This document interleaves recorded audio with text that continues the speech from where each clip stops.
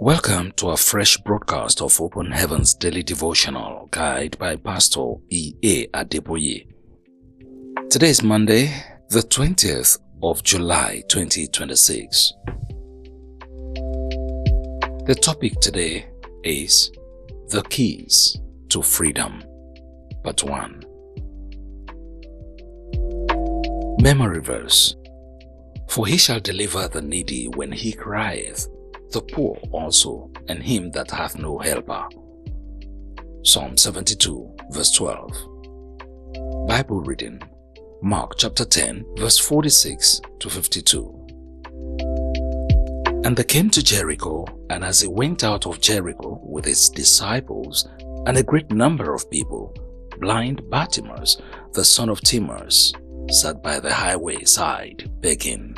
And when he heard that it was Jesus of Nazareth, he began to cry out and say, Jesus, thou son of David, have mercy on me. And many charged him that he should hold his peace. But he cried the more a great deal, Thou son of David, have mercy on me. And Jesus stood still and commanded him to be called. And they called the blind man, saying unto him, Be of good comfort, rise, he calleth thee. And he, casting away his garment, rose and came to Jesus. And Jesus answered and said unto him, What wilt thou that I should do unto thee? The blind man said unto him, Lord, that I might receive my sight.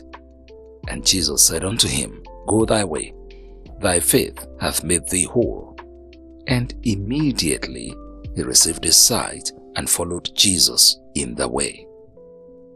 May the Lord bless the reading of His words. Message: God does not want anyone to be under Satan's yoke. This is why Jesus said, Come unto me, all ye that labor and are heavy laden, and I will give you rest. Matthew chapter 11 verse 28. God is more than able to break the enemy's yoke over anyone. Isaiah chapter 10 verse 27. But such a person must first admit that he or she needs to be delivered. Years ago, a man brought his wife to me and said, Daddy, help me. My wife is a witch, quote unquote. I asked the woman if it was true, and she denied it. I then told her that if she was indeed a witch, as her husband claimed, we could pray with her and she would be delivered. However, she insisted that she wasn't a witch because she wasn't willing to be delivered. I then prayed, If you are not a witch, you will continue to prosper. However, if you are, I bind whatever demon is operating in you. 3 months later, she was brought back to me with her body so swollen as she had doubled in size. Apparently, the demon that I bound inside her had been feeding on her and defecating in her. The first step for someone who is under the devil's yoke to become free is for the fellow to admit that there is a burden that he or she needs to be freed from. Until the fellow makes such an admission, he or she cannot be free. Likewise, if the person is okay with where he or she is and is satisfied with sickness, loneliness, barrenness, sorrow, or pain, he or she will remain under the burden of Satan. Some time ago, a man was coughing badly and he was brought to me for prayers. In the past, I would have gone ahead and prayed for him without asking questions. But from experience, I had learned to ask questions.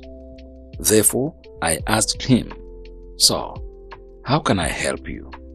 Even though it was clear that he was sick, I knew that I needed to ask him what he really wanted, just as Jesus asked Bartimaeus what he wanted in today's Bible reading.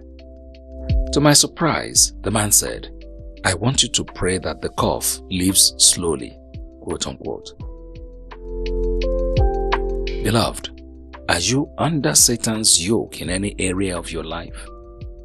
Admit that you need God's help and cry to Him to break it off immediately and completely.